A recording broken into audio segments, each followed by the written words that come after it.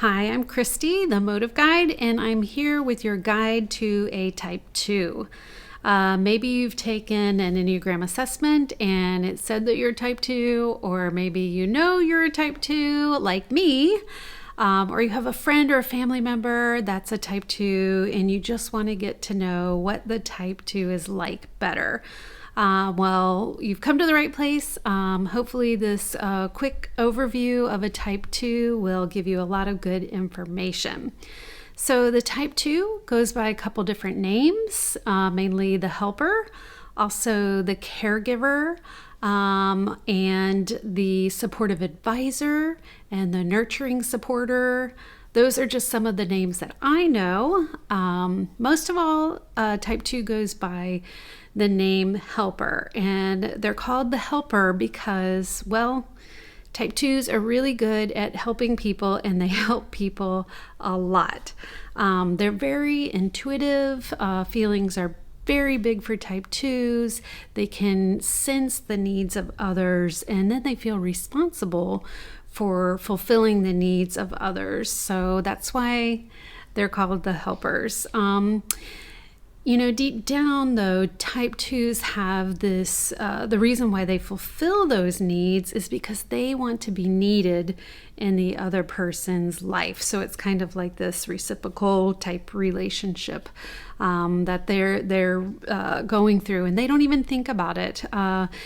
Deep down, without even realizing, a Type 2 is kind of even questioning, would this person want me or love me if I didn't fulfill their needs, if it apart from the needs and the things that I'm doing for them. This desire and feeling of being responsible for helping so many people with their needs causes the 2 to a lot of times become overcommitted.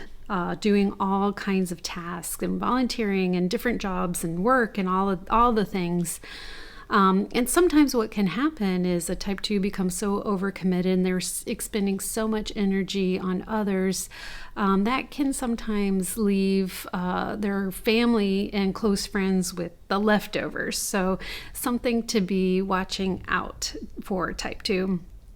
The other name that's used a lot is called the supportive advisor. And they're called the advisor because sometimes a 2 can't help themselves but to help someone else by giving advice, or let me help you do that. You should do this way, and they're giving and pouring out this advice and help. And sometimes what can happen is the person on the receiving end doesn't really want that advice or doesn't want that help. Well, the 2, who's a feeler, can kind of pick up on that and sense like, oh my goodness, they don't like me. They're kind of rejecting me. I better help them more.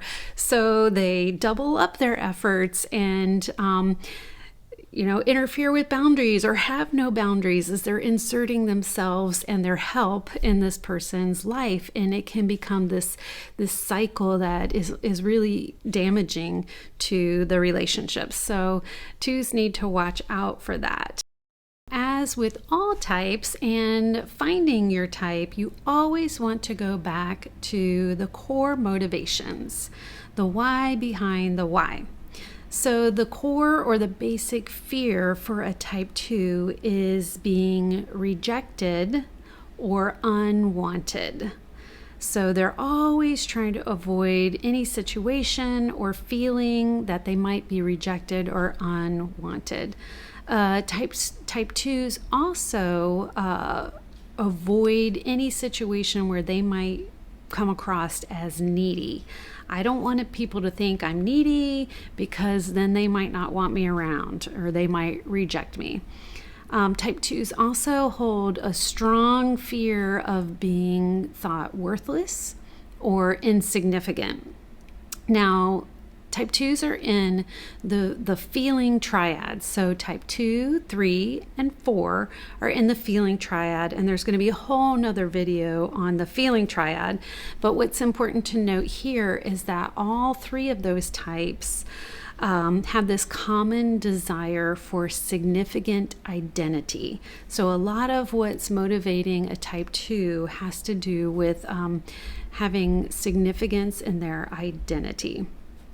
Now, the flip side of the fear is the desire, the thing that a 2 is chasing after and longing for, and that is they want to be wanted, loved, and appreciated. So again, 2s are big time feelers, and a lot of their people pleasing comes from this desire. They just want their coworkers, their family members, their friends. They want to be wanted on that team. They want to be loved as part of the family or the friend group. So in all those environments, that's going to be a big motivator, is that desire to be wanted and loved. Next, we come to the core weakness, or the vice. Some teachers call it the sin. And for the type 2, that is pride. Now, this pride has some multiple layers to it.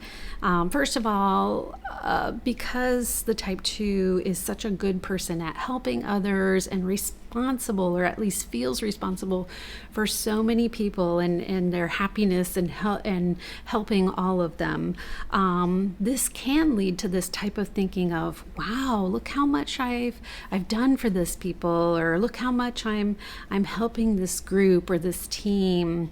And that's that pride. And sometimes it's a little bit sneakier. It might be a thought of like, see, they couldn't have done this without me. I remember being on a team and thinking, wow, they really needed me on that team, and some of that can be healthy, but some of it is that unhealthy pride that can creep up there. 2s can also flatter people or verbally appreciate them, which in itself isn't necessarily bad, but underneath the flattery is this desire to be appreciated in return. And if that doesn't happen, a 2 can become, they can be very frustrated with others, or hurt, or even offended. Like, I did all of this for you and I appreciated you, and you didn't do that for me. You didn't appreciate me. You didn't see what all the things that I've done. So that is another layer of that pride. Another layer is also 2s are great at seeing the needs of others, but they're terrible at seeing their own needs.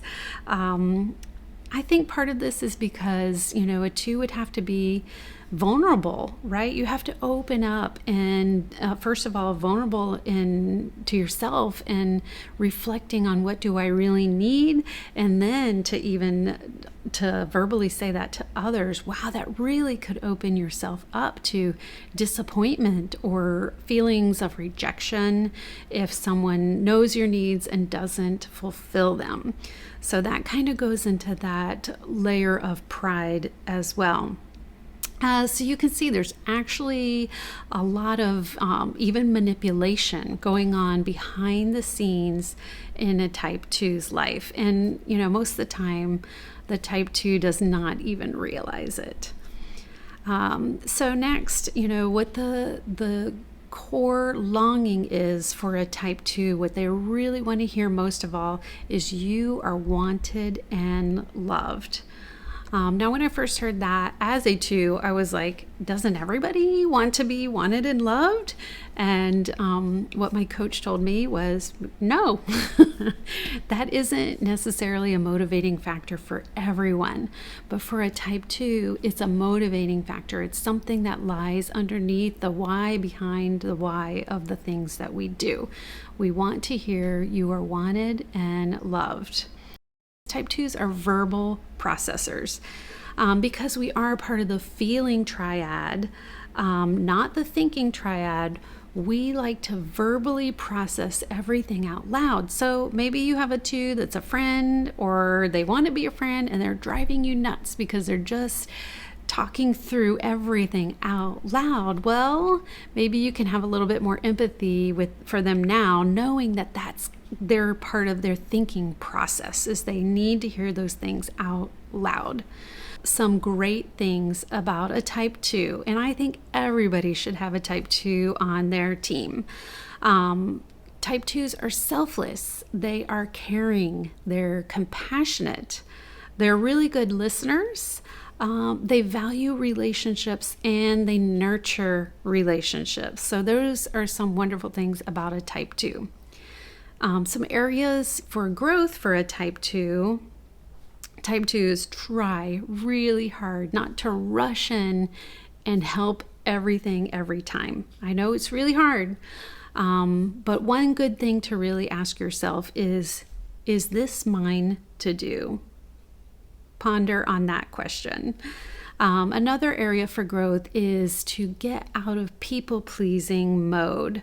Ask yourself, am I doing this? Am I helping so hard just only so people will like me or want me?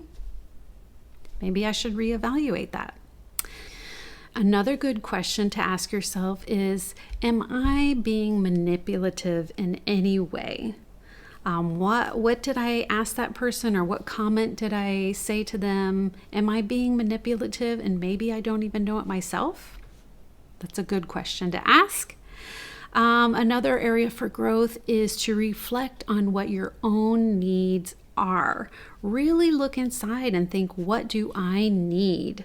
And then the other part of that is to verbalize those needs.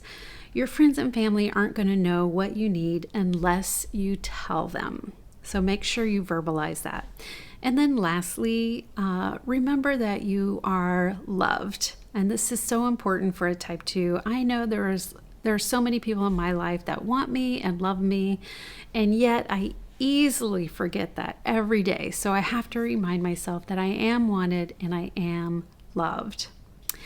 All right, type 2, I hope this video has helped you understand yourself better, or if you're a friend of a type 2, I hope you know your type 2 friend or family member better. If you are a type 2 and you want some help with growth, just contact me. We can do a deep dive into your type.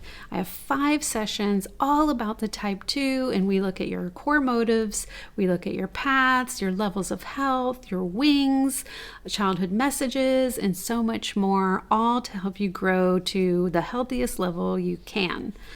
Maybe you are still unsure of your type. Well, we could do a 1-hour typing session together to firm up your main type and then grow from there. And as always, you can go to my website, themotiveguide.com, and take my free Enneagram assessment, and you can contact me from there.